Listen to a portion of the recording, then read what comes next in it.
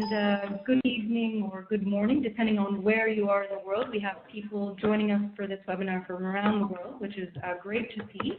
My name is Leanne Deleg, and I am with Climate Outreach. We are a nonprofit based in the UK, and we do research and consultancy around how to communicate about climate change more effectively, with a focus on values-based communication.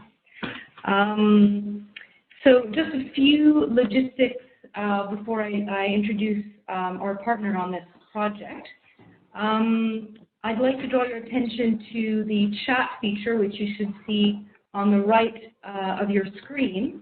If you have any technical questions or content-related questions, please do use the chat feature. You'll see that you can send an email. You can choose to send an email to everybody who's participating in this webinar, or to just me. And I invite you, obviously, for technical questions to send them to just me. And again, my name is Leanne Deleg. So I'd like to introduce our partner on this project, the Reverend Fletcher Harper. He is the Executive Director of GreenFaith, which is an interfaith coalition for the environment, and he's been working with us very closely on this project and has helped coordinate this call. And we're pleased to be working with him. Fletcher? Thanks, thanks so much, Leanne, and welcome everybody. It's good to be with you. We were really pleased last year to be able to launch this project with Climate Outreach, because as we worked to try to communicate meaningfully with diverse religious and spiritual groups around the world, we realized that there was a real void, for the most part, in terms of research that suggested ways in which we might do this meaningfully and effectively. In the United States, the evangelical Christian community and communications with that community about climate change has been studied to a reasonable degree, but there hasn't really been anywhere else broad-based research that looks at how does one communicate in a manner that's not simply politically instrumental, but rather that seeks to engage people on the level of their genuine and deepest values from a religious perspective. And so we were really excited, having known Climate Outreach and George Marshall's work for a number of years, and having had an ongoing relationship, we were really pleased to be able to work together to that end. What we'll do today on this call is George will share some of the key theory, the basic theory around why values-based communications is so important, and then the research that we actually carried out in that regard. And then we'll hear from 5 different religious representatives who I'll introduce when we come to their point in time in the webinar, and they'll speak briefly about their click on that link to join, right? And then we'll hear a little bit more from George and have some time for questions. So without further ado, it's my pleasure to introduce George Marshall, who was the key researcher behind this. George is one of the world's most experienced researchers about communications in relationship to climate change, and he's the author of a book entitled "Don't Even Think About It: Why Our Brains Are Wired Not to Think About Climate Change." So George, it's off to you, and thanks so much for the chance to work together. Thank you very much. And the messages are coming up. In particular, if you could please mute your computer, because the sound is coming through. Leanne, is that okay? There's a lot of background noise. Leanne, I'm wondering if we could just mute everybody except George at this point.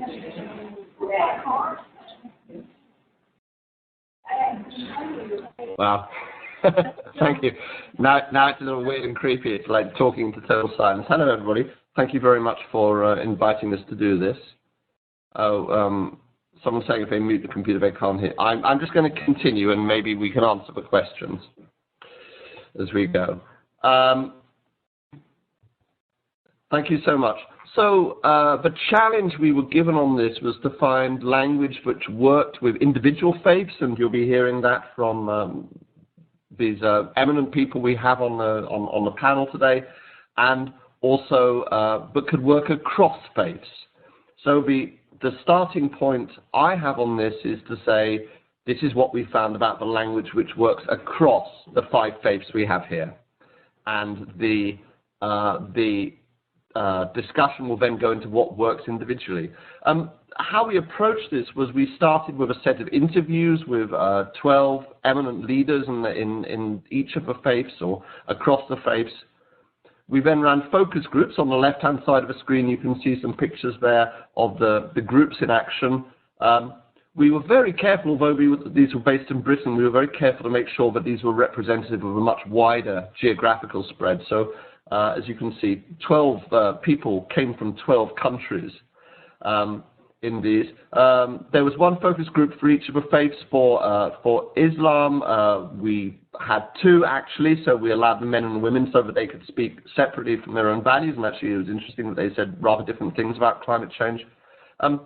We presented people with trial narratives. In the picture in the bottom left, you can see somebody, for example, working through one of those, and they'd pick out the text they really liked in the green pen and the text they didn't like in the red pen. And of course, what we're looking for here is language which works really well, so it has to be green language, but also which none of the people in the groups involved rejected. So in other words, it couldn't be language which got that red pen, that no-no pen.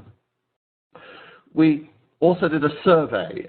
We had 650 respondents from that in 51 countries. That was put out through by GreenFaith, went far and wide, and that was actually very useful. That supported a lot of what we were finding. All of this is written up in a report, by the way, so please do download the report. We'll be putting these details up again at the end. If you go to Climate Outreach, you can see the report. Well, in general, when we look at communications on climate change, strong communications, that's communications which works, speaks very strongly to people's values. It says this is who you are, and what you are is really important and worthwhile. And what you care about, this is what you care about, not somebody else, not an environmental campaigner. This is what you, whoever you are, what you care about. And it shows that other people around the person we're speaking to agree with them on this. In other words, what we want is we want communications on climate change which make people feel that if they get involved, if they accept climate change, they become more involved, and the world becomes more how they would like it to be. And this applies to any group we're working with. And we work with conservatives, with youth groups, with older groups, with faiths, with trades unions. It's always the same. In the case of faith groups, it recognizes those distinct faith groups, those qualities.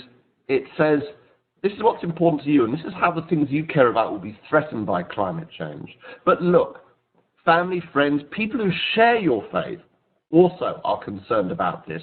So that when you become involved and take action on climate change, you become stronger in your faith. You become closer to God, and you become closer to your faith community. And the world around you, if you take action on this, becomes more how you would like it to be. And here we recognize there's quite a wide spread of views between the faiths about how they would like the world to be. It's very important, this. So take action because it makes a better world, defined according to how you see the better world. We found on this basis, we were looking for language which spoke to people's values, reinforced them, validated them, and helped to build this better world through action. And we found language which worked across the 5 faiths. I'm going to unpack this now for you. The world is a precious gift. I'll talk in more detail about that. And the nature of a moral challenge.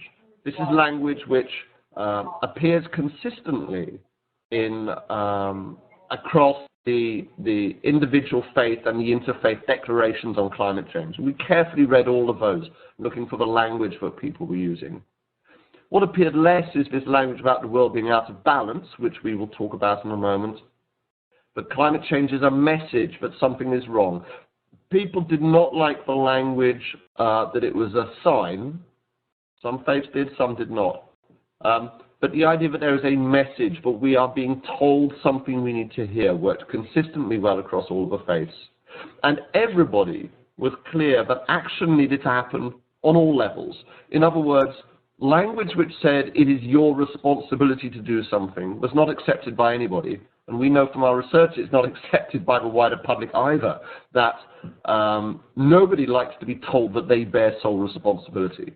So across all of the faiths, we need to be having language which says that we as individuals and people of faith have a responsibility, but we will do that in partnership with business and with government and with people of other faiths and in the wider community. That sense of action at all levels is very important. And language which says it's your responsibility rapidly spills over into language based on blame, which consistently was rejected by people, as I will say in a moment.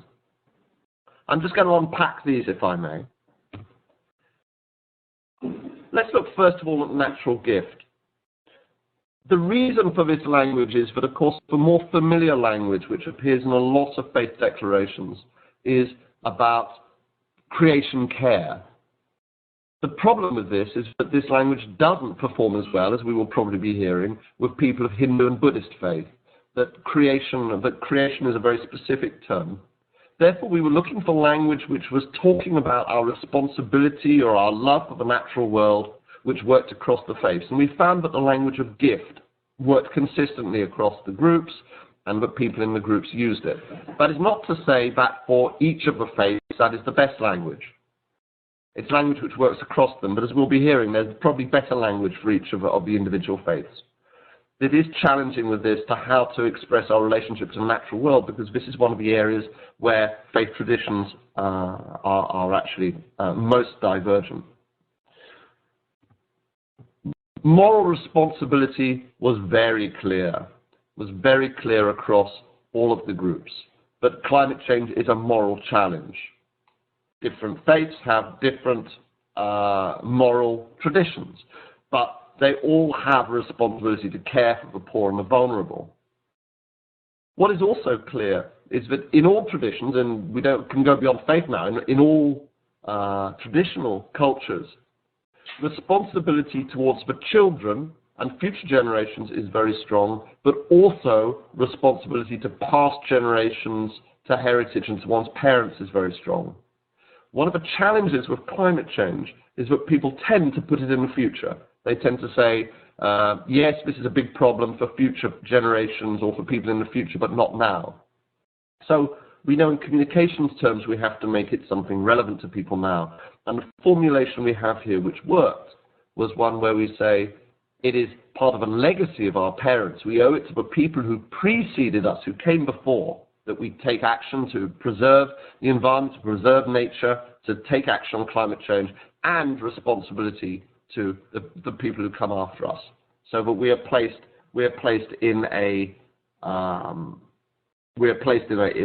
this in a spectrum of time rather than saying it's here or now. Balance was interesting. It appeared in the language. Spontaneously used by people across the board. We tested language around this, and it's clear that this works. The concept here being that, as you can read in the text, that there's a natural balance to the world, and this is something which across all of the faiths people see, whether they see it as part of a wider cosmic order or that the world is created that way. That things are the way they are meant to be, and that climate change is disturbing it. Right across the world, people are experiencing strange weather. They don't always accept that that is because of our action or because of climate change, but they are experiencing the weather. So a good starting point is to say the weather is doing things it should not be. Seasons and seasonality, which people are so alert to, things are coming at the wrong time. So climate change is a message, remember, not a sign, but a message that something is wrong. And the reason people might want to take action is so that they can put things right, so that they can put the world in natural order and how it should be. Finally, we found that when we expressed climate change as a personal, moral responsibility, that some people pushed that away, that they felt that this was judging them, that this was giving them too much responsibility. But when we reframed it as a personal pledge, this is what I care about, this is why it is important to me, and this is my commitment. And remember, right across the faiths there are traditions of people making personal commitment to their faith. This worked much better. So one of the lessons on this is that the lecturing tone of we must do this or you must do this is likely to not work as well as encouraging people to make personal commitment. I care about this and this is what I will do. This is one of our key findings that we recommend for communications. So try and find ways of energizing personal commitment for people to speak from their own position. This is what I care about and this is what I will do. Finally, there was some language we know but did not work so well. Justice and environmental justice is key language, especially for some of the Christian campaigns. However, it was not accepted across the faiths. Justice means different things to different traditions. We know from our wider work that people of conservative politics do not necessarily respond well to this word. This does not mean it does not work. It's just language that may or may not work. But we're just saying, tread carefully with this word. Blame, we found consistently that some people do not like language which blames them or gives them too much responsibility. Similarly, the idea that this is something for which we will be judged or punished was an issue for some people, and therefore we can't say works that well. Language which says that we had been disobedient in some way to the divine order or to God's plans did not work across all faiths, although it worked well with some people, it must be said. The idea that there are natural limits we are exceeding was a problem for some groups who feel that that God provides fully for our needs and that it's actually basically our greed that is going too far. Language around signs and tests worked okay for some, but again was problematic. Proselytizing language, come here, join us, become part of us, did not work for faith traditions which did not have a proselytizing base. And finally, and you've been noticed, I've been very careful with this, actually talking about religion did not work with anybody. We need to be talking about faith, not religion, which is a scientific sociological term. Forgiveness has a very strong tradition in many religions, I said it myself, in many faiths, especially in Christianity, but there are issues with talking about forgiveness in regards to climate change. Again, one to tread carefully with. And thank you very much. I will pass back over to you, Harper. Pleasure. Great. Thanks very much, George, and we'll have time for a few questions at later on in the webinar. We'd like now to welcome and hear from representatives of the 5 different faiths that were the focus of our study during the process. And what I'll do is do a very brief introduction to these speakers. The first person we'd like to welcome is Rabbi Yonatan Merrill. Yonatan is the founder and director of the Interfaith Center for Sustainable Development in Jerusalem, and who, among other things, has been doing really important work on seminary engagement of environmental concerns. So, Rabbi Merrill, welcome, and we'd welcome some thoughts from you how these findings feel applicable to you as a rabbi. Great. Thank you for having me on this call, and thank you for all of your important efforts. So I'd like to relate to the points that are on the slide in terms of messaging on climate change in my experience within the Jewish community. The first aspect concerns how creation is a precious gift. One of the, as within all religions, there's a lot of diversity within Judaism, and so the messaging is oftentimes varies depending on whether it's within a liberal synagogue or an Orthodox synagogue. But one common theme that I'll speak about is how, speaking of how creation is a precious gift and a gift from God, is something that resonates with many people. It's an idea that goes back to the verses in Genesis, and it's also something that the Pope Francis talked about in Laudato Si in his encyclical, of how, on the one hand, the verses in the first chapter of Genesis say that God gave human beings license to conquer and dominate the earth, but in the second chapter of Genesis it says that God placed the human being in the Garden of Eden to serve and to conserve. And therefore, one important messaging tool is emphasizing how the human beings at some level are given stewardship over creation, but we need to treat creation as a gift and something that the Creator has bestowed to us. The second point I want to touch on is how climate change is a moral issue and the issue of justice. Within Jewish communities, justice I found does resonate well, and the issue of it being a moral issue. Justice in the sense that many Jewish communities are involved in justice work in a lot of different ways, and so it's in some ways an easy extension to talk about justice in relation to climate change when communities are already talking about justice. As you're aware, the people most responsible for creating the problem in some ways are less affected by this stage of climate change, whereas the people who are less responsible for it are currently more affected, more impacted. The third point I want to touch on is how we are disrupting the divine balance. This is an important point, that God put in the world balance. God created the earth with a level of balance, and how human actions are disrupting that. I found that that's been an important point to touch on. And the last point that I'll make is in terms of that we live our faith through our actions, and of how no one on this planet is intentionally causing climate change. No one desires for there to be climate change. Yet at the same time, we have a reality in which 7.3 billion people's actions are in the aggregate causing a global problem. And therefore, if our faith is going to be to speak to this challenge, then that means that it needs to trickle down to our actions. I'll conclude by saying that I resonate very much also, and this has been my personal experience in teaching in different Jewish communities, of both linking it to our ancestors and to talk about future generations. One of my teachers, Rabbi Avram Sutton, talks about how we are living in a special time, a pregnant time in the history of human civilization and planet Earth. And it is a time about which our ancestors have been dreaming for thousands of years. And this is a time when the consciousness of humanity has to shift toward being more altruistic and less egoistic. And it is my hope and my blessing that through our more informed communication on climate change, that we'll be able to lead humanity in that direction.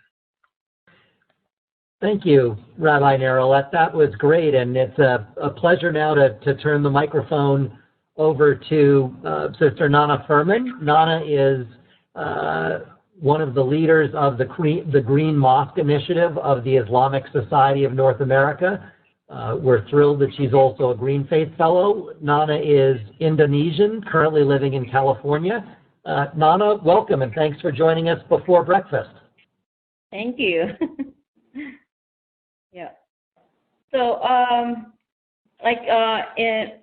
referring to the report that Islam teaches us that humankind is simply a steward upon this earth, holding all as a trust, a sacred covenant from God, and which also comes with responsibility to care, manage, and protect this earth. And there are more than 700 verses in the Holy Quran referring to nature and natural phenomena. And the prophetic tradition also teaches self-restraining, not to be greedy and blindly following your worldly desires. In fact, Prophet Muhammad, peace be upon him, was very critical of waste, especially the waste of food and water. But unfortunately, we are facing climate change due to our human behavior that is increasingly threatening the balance of God's creation. Or in Islam, we call that mizan as the balance. So on that regard, that climate change is not only a scientific or a political issue anymore, but indeed is a moral and ethical issue. So as Muslims, we certainly individually or collectively need to do something about it. Our good actions, as stated in the Holy Quran, compete with each other in doing good deeds. So I think those are the key messages from the report that really resonated with me in my experience talking about climate change with my Muslim community around the globe. And but I also face like key challenges in many times by presenting the complexity of the climate change itself and dealing with the vast multicultural diversity of Muslims and their ability to comprehend the subject matter. And oftentimes, they are seemingly overwhelmed by the sheer amount of information presented, and that made them feel incapacitated in many ways. So I have to like bring them back to reality that, you know, like we don't have to be like overwhelmed with that, because according to Islam, protecting the environment is simply an expression of worship. So therefore, as Muslims, we really need to emphasize that we do in the best of our capacity to protect this earth and to leave this world a better place than we found it. So I like when I introduce like climate change issues, whenever I was invited to give a talk about this to Muslim communities, either in the mosques, universities, schools, or in any conferences, I refer first to the world map to show where the biggest Muslim population, which would be severely impacted by climate change, especially on sea level rise. On that, I often use the picture of Maldives, a Muslim nation, which is predicted to be underwater by 2050. And currently, they are desperately looking for a new place to live in order to survive. And at this point, usually the audience become very alarmed as the facts were revealed to them, and because many of them are still unaware the great impact of climate change. Thank you. Thanks very much, Nana. Always good to hear from you and to be with you. We'll turn now to our friend and colleague Gopal Patel, who is the director of the Bhumi Project. The Bhumi Project, which is a project of the Oxford Center for Hindu Studies, is the world's international Hindu environmental network and organization. And Gopal has spent as much time as anybody on the planet sort of working to promote environmental consciousness and care within the Hindu community. So Gopal, over to you, and thanks so much for joining us.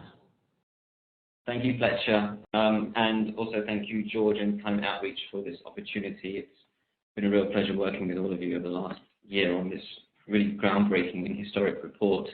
I wanted to highlight what I've learned, what I've experienced from my work with the Hindu community in India, but also in North America, Africa, and Europe, is that when I talk about issues of climate change from a Hindu perspective, it has much more resonance than if I talk about it from a scientific perspective or an economic perspective.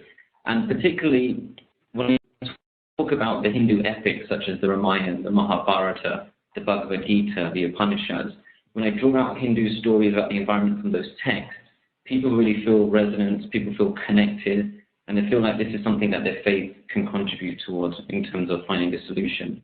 So that's why I think talking from a faith-based perspective on climate change is so important. From the findings that came out from the Hindu community, two that really connected with me were the concept of dharma, or responsibility, and the concept of a journey.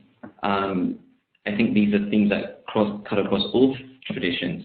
But in Hinduism, the word dharma means to uplift or to sustain. And I think that's really the crux of what we're talking about when we talk about climate change or the environment. We want to sustain, we want to uplift, we want to maintain the balance and and the harmony that the other sort of referenced. And also this concept of a journey, the fact that people can't change overnight, or they can, but it's difficult. Usually people change over years. It takes time. And we're looking really at changing the whole world, the way that we operate, our consumption patterns, what we eat, what we buy, how we travel. And these things take time, and it's a journey. First today, maybe I'll buy a Prius. Maybe then in a couple of years, I'll get rid of a car altogether and buy a bicycle. So it's a case of finding those journeys and making sure that everyone has their own journey, everyone has their own path, is really important from the Hindu perspective. And I was really happy to see that is what came out of the findings with the Hindu groups that we worked with. But some of the challenges that we face within the Hindu community when it comes to getting this message out there is the fact that although there are 900 million Hindus in the world, there's no hierarchy, there's no single church, there's no single leader. So the means or the channels through which we can get messages out are actually very difficult. We have to work with a number of different traditions, a number of different gurus or leaders in different parts of the world. And that takes time, it takes energy, and basically it's network and relationship building.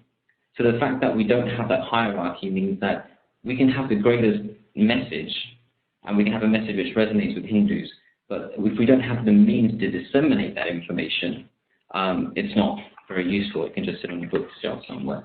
So that's one of the major challenges that we face. And the second challenge we face in the Hindu community, and this is primarily outside of India and increasingly in India as well, is that we find that Hindus are using terms which are somewhat encased in an Abrahamic worldview, such as those use words like climate justice or protecting the planet.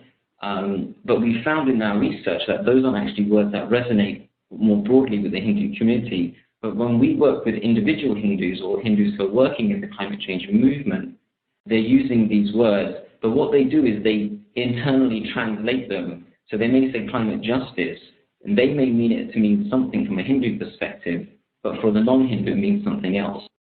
So one of the things that we're working on with this research and our work is to almost ask Hindus to relearn how to communicate issues of climate change so that it is truthful to their own tradition and so that they can offer a perspective which is different but also complements the other traditions that are in the world.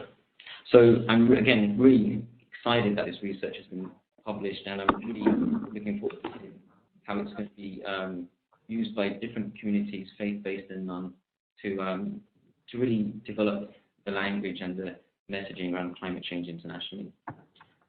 Thanks very much, Gopal. And it's been fascinating for myself as a Christian to learn about the ways in which the Hindu and Buddhist traditions look at these issues, which really are both complementary but also quite distinct from the ways in which the Abrahamic traditions look at them. And we appreciate throughout this project the way that you've rightly pressed to have that distinctiveness given voice. So many, many thanks for that. And that provides a nice sort of segue into our next speaker, Kristen Barker, who is the co-founder of One Earth Sangha and its director. One Earth Sangha, which is a wonderful name, is a Buddhist environmental initiative. And one of its most significant projects has been an educational outreach called the Eco-Sattva training, through which there were a series of highly respected Buddhist teachers who delivered a series of teachings over the web about the link between Buddhism and climate change and environmental care. So, Kristen, thanks so much for joining us, and we're eager to hear your thoughts on how this connects from a Buddhist perspective. Great. Well, it's wonderful to be here. Thank you so much for the opportunity. And it is excellent to follow Gopal because, in fact, Buddhism grew out of Hinduism. And so I can echo some of the things that he said and then go from there. So I would say that yes, a lot of this language is challenging to find what will work with the Buddhist community.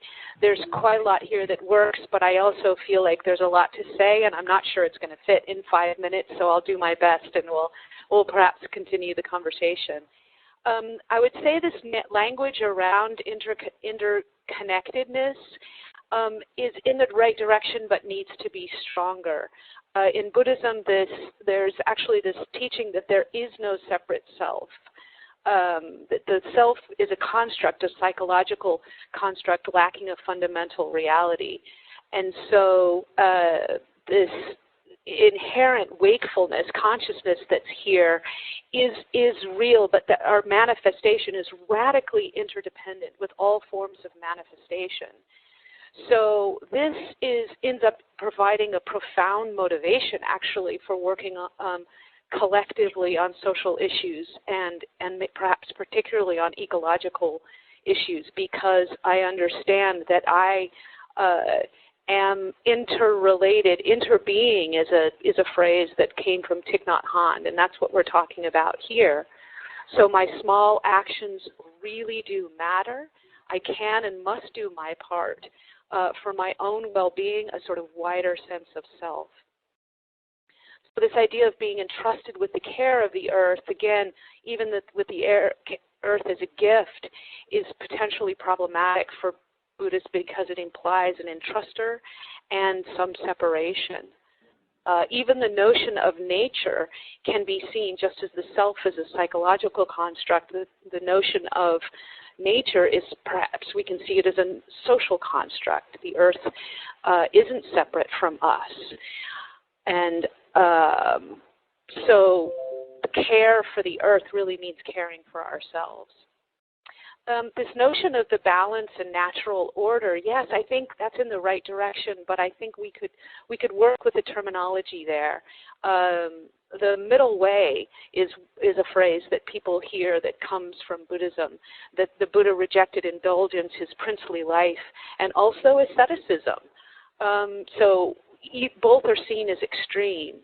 And so the potential here is to see really where happiness comes from, that it's not what I get when I get what I want, but it is rather an increasing contact with the reality, the way things are, and the cultivation of wisdom and compassion. And that is understood to be the Buddha's middle way.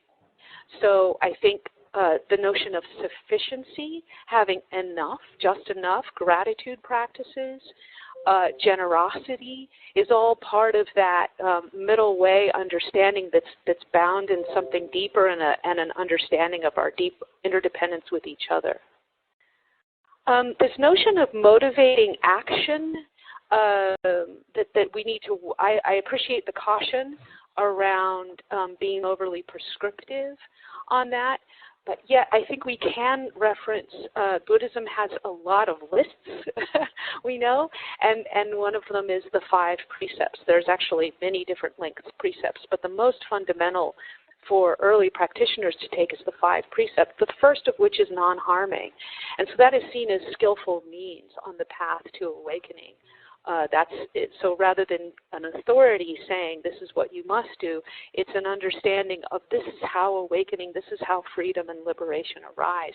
It's through these practices, while we're awakening, we make these agreements with each other, and non-harming is the first. And we can obviously see that practicing that on a collective level with regard to social justice issues and climate ecological crises, enormous harm is being done, and so the understanding of myself being impacted by that, because this is a wider view of me, is then clear.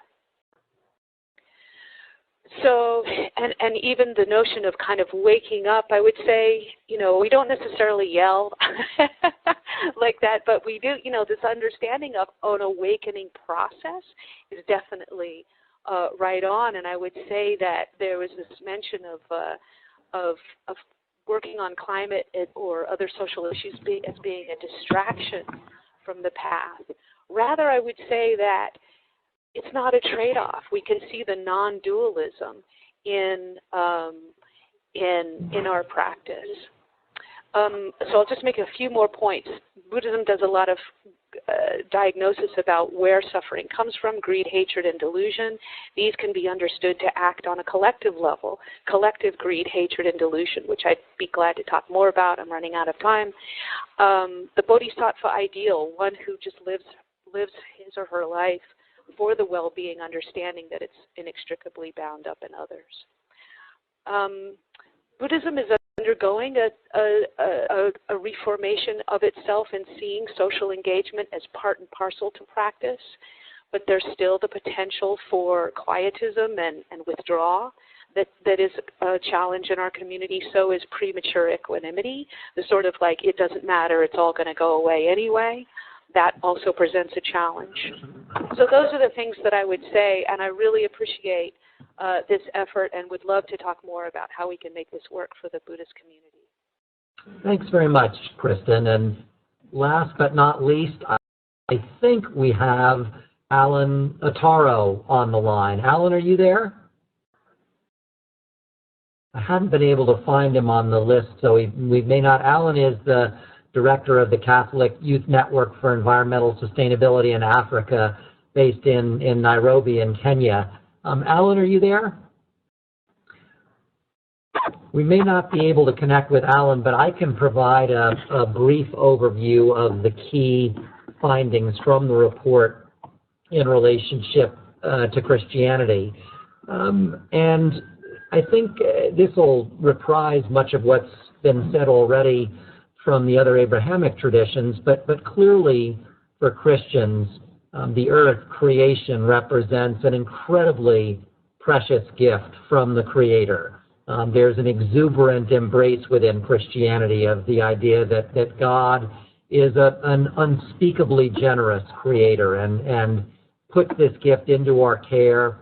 And because of that, we assume a moral responsibility. We are responsible for the love and care, particularly for the vulnerable and for the poor, something that Christianity inherits from our Jewish sort of forebears and from Judaism, out of which Christianity emerged, is this deep commitment which Jesus embodied in terms of love and care for the vulnerable.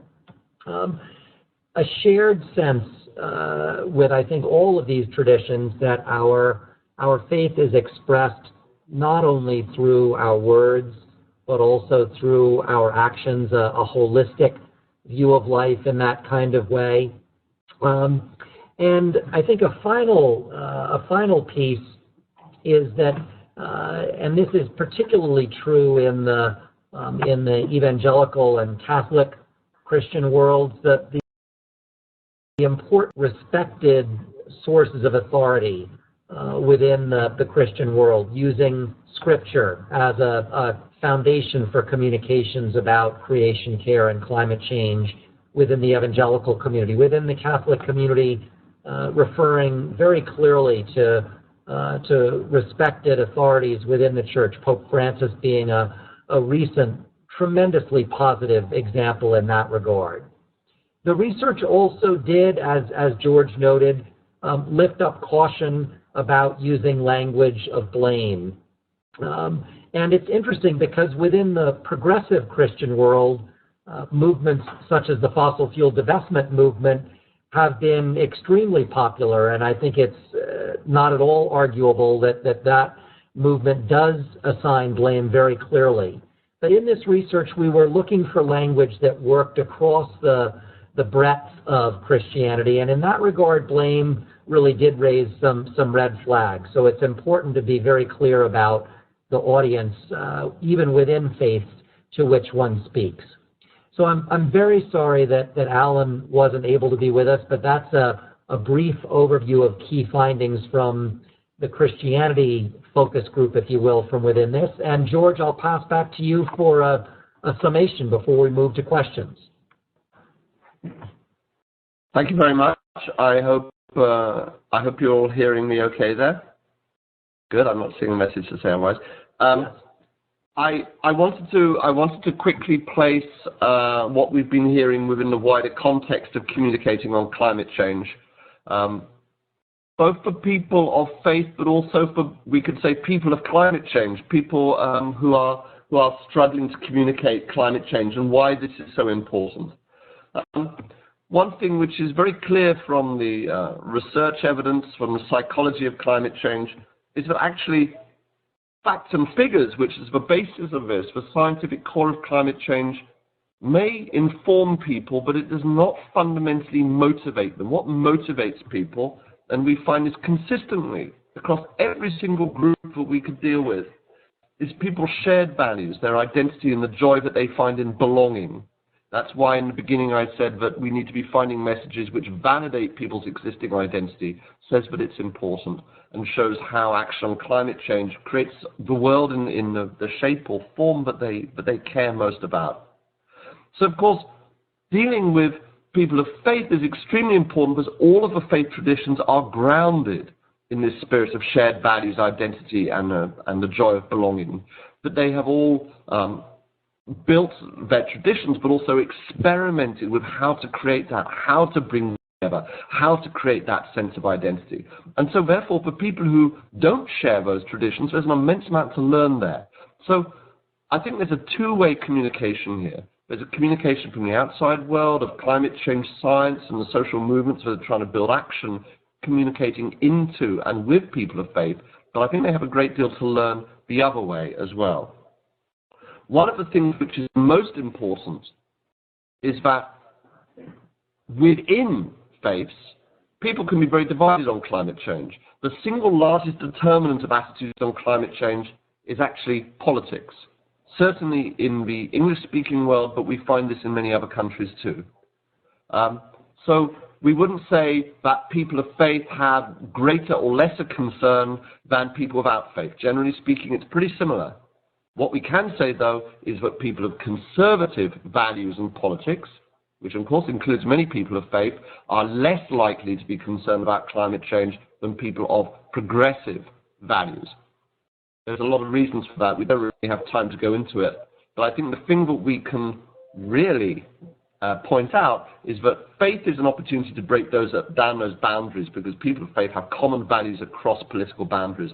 And I'll just pick one example of this, which is the survey evidence of the influence that the Pope has had on the attitudes amongst U.S.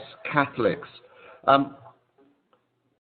We've got here, for example, before the papal encyclical, which, as I'm sure everybody on the call knows, was the position, the official edict position coming out of the Catholic Church on climate change. This is the proportion of U.S. Catholics who were certain it's not happening or not sure of that it's not happening. But look how within the year, after the encyclical and also after Pope Francis had traveled to the US and spoken, a shift which happens within the Catholic Church. Many of those who shifted were people who had previously been skeptical, and many of those were people of conservative politics. So there is a chance here, working through faith networks, in order to create much wider influence. I'd say that there's immense opportunities on this, I think, within the movement. And I'd also, I guess, finish by saying that although climate change is going to have enormous impacts across the world, some places are going to be more impacted than others. And in particular, countries in South Asia and countries across the Middle East are going to be severely affected. That means that Hinduism and Islam are going to be extremely important on this, especially Islam. The most impacted countries in the world are predominantly Islamic in their faith. And that means, therefore, that they're going to be looking to their faith not just for ways of dealing and coping, but actually for a fundamental explanation of what is happening. It's very important, then, that we find ways of framing not just solutions to climate change, but also coping and adaptation within these faith traditions. And there's an immense amount more to do, as we all hear. Thank you very much. Can I finally stress, by the way, you can download this report and you can read it, as we said, and read in the detail. Thanks so much, George. That's great. And Leanne, I'll pass back to you to manage the Q&A portion. Yes, so we definitely have lots of questions coming in. One that's generated quite a lot of conversation in the chat is the first one I'll read out to you. And this is not directed to any particular speaker, so if any of you on the call would like to take it, let us know. It's interesting to think how some races and cultures share the burden of climate change on a greater scale than others. I'm thinking especially about the effects of resource extraction in indigenous faiths, sea level rises or drought in Muslim, Hindu majority countries, etc.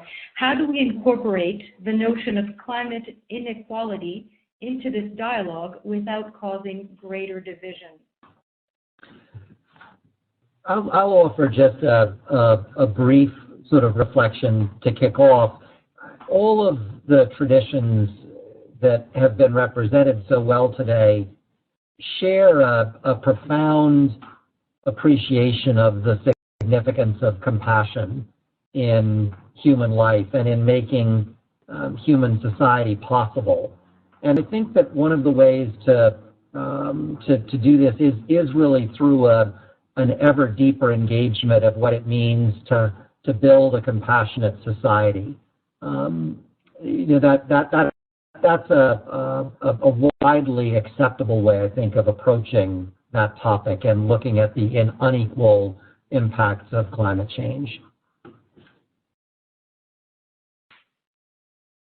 And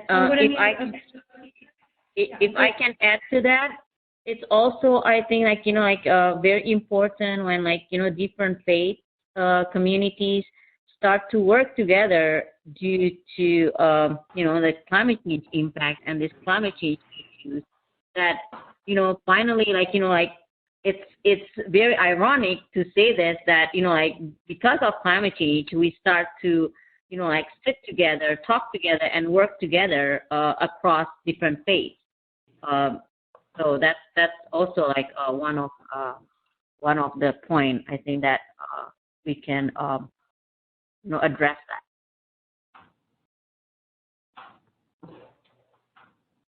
I would add hello. I'm so sorry, please. Well, this is Kristen. I was just going to play off of what Nana just said. In the Buddhist tradition, we are using this Zen cone of the sickness as medicine to understand that there's a way in which climate change is giving us this essential information and is calling for us to work through some of our fundamental delusions and misunderstandings and separations in order to save each other and the future of life on Earth. So that that understanding of it being a crisis, both danger and opportunity, is definitely one that seems to work very well in the Buddhist community. And to build on what Kristen said, I think that all of the faiths have a very, very long tradition of lifting up the voices of people on local levels who are engaging with a whole host of concerns. I mean, there really is there's an incredible tradition within all, faiths, apart from some people's perceptions, are generally speaking not centralized affairs. They really are very genuinely decentralized. And so the tradition of lifting up the voices of local leaders is something that's a deep part of all of our traditions.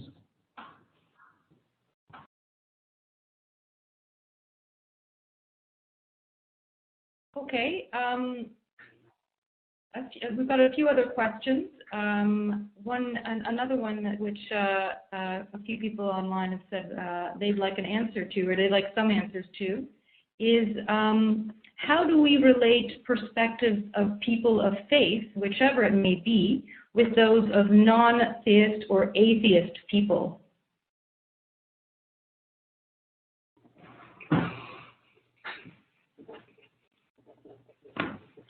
Would you like to go Paul?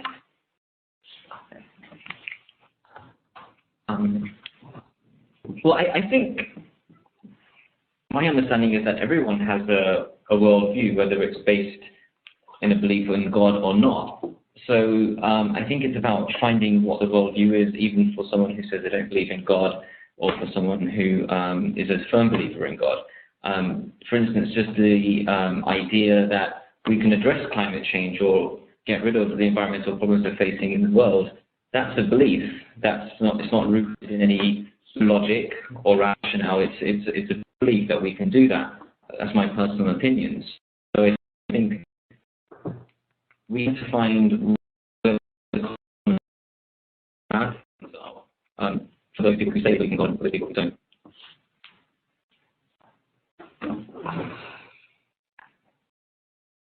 Would any of the other speakers like to? Can I say? Yeah, go ahead. Yeah, sorry, I don't know if you could hear me. I want to point out we have to tread very carefully on this. There is some trope amongst people who are very skeptical of climate change. Again, often people on the right, but climate change is a new religion. That it's some kind of belief, and that it's like a religion, but it's a kind of a defame religion. So I think we need to be very, very clear that climate change is rooted in science. It's rooted in what we can see and feel and measure in the real world, and therefore it does not have that transcendental spiritual component that faith has. But faith is a form of personal core values and a means to interpret it. So I think we need to keep that separation very clear. Climate change is scientifically based, but the faith is the lens through which we can help to make sense of it.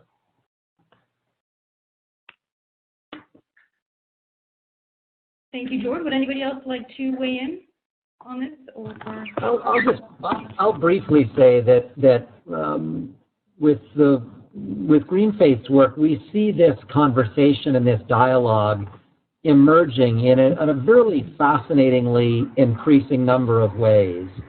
And I think what it gets to is something that George alluded to in his slides, which is that ultimately, while the problem may be defined scientifically, that an important part of the solution has to do with finding ways to define some shared values and shared identity in response to it. And individual faiths do that, but I think the question also points to the need for sort of additional and new frameworks that are sort of a universal human desire for some values around the protection and respect and care for the earth.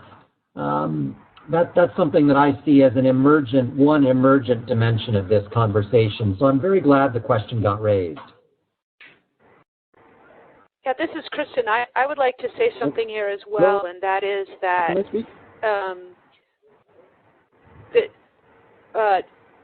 sorry, is it okay if I continue here for a second? Go ahead.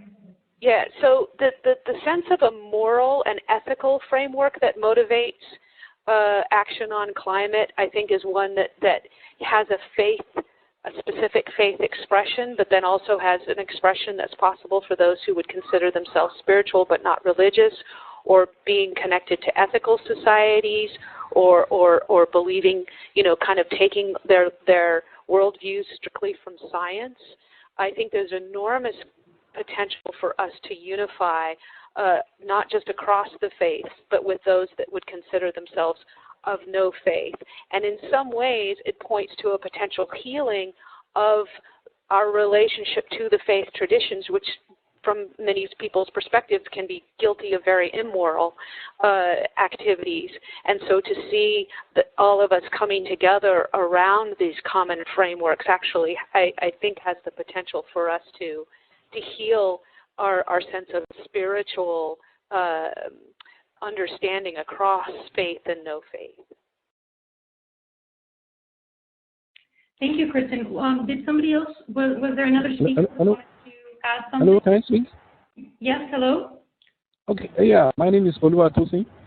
Yes, I'm calling from Nigeria, and my question is, I actually talk about creation care, about climate change at home, and but there's a growing apathy that I face each time I talk about it in faith groups, in young people's gatherings, because we have a large group of people who particularly we call them the evangelists. They see what is happening at times of end time. And each time I get to talk, sometimes I'm being shouted down. Sometimes I don't even get the platform to speak, because it's like I'm trying to speak against or go against what was preordained. It's all signs of end time, and it's been tough for me getting people to buy in, getting people to have a change of heart, getting people to take the message of creation care, even of climate change, more seriously. How do I handle that, please? It's been a challenge, and I'm going apart from that group of people. Thank you.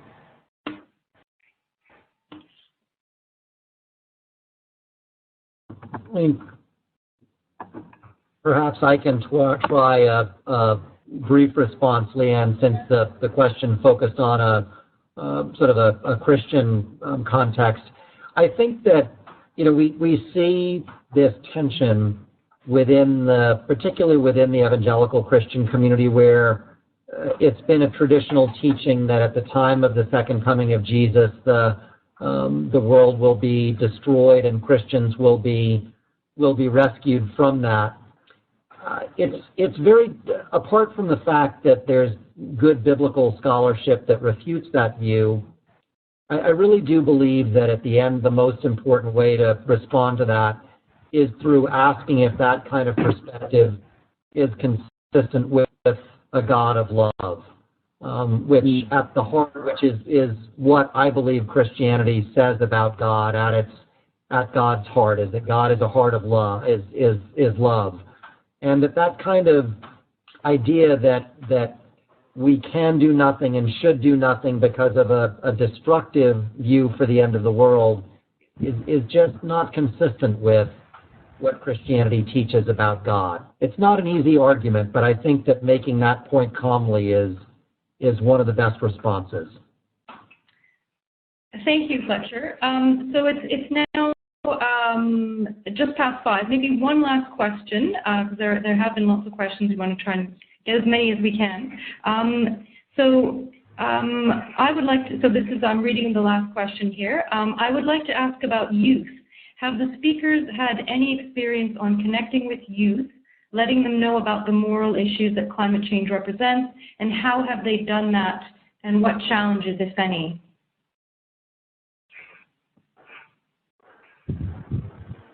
May I answer that? Yes. This is Nana. So I've been working with youth, like the Muslim youth, in different countries, and I found that actually it's easier to communicate with youth because they are more aware of what's going on, and also it's they're very keen to know what should we do, what can what do we change in our life, and looking at the future. And I found that youth is is the group that is the most interesting group that I've been working with, and they're more very enthusiastic in knowing more and working more. Actually, for example, I asked them to conserve water, and they're they doing it right away, or save energy, not to waste energy, or even planting trees, for example, something that is hands-on activities. That's how we engage youth. In my experience, that is very effective.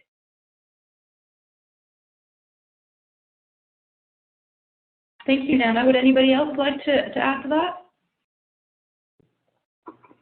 I'd like to say that for Climate Outreach did a report, again, you can download it at the same site you can see up on the screen now, of work with the Grantham Institute for Climate Change Research in Britain with youth, not youth of any faith particularly, but with youth generally.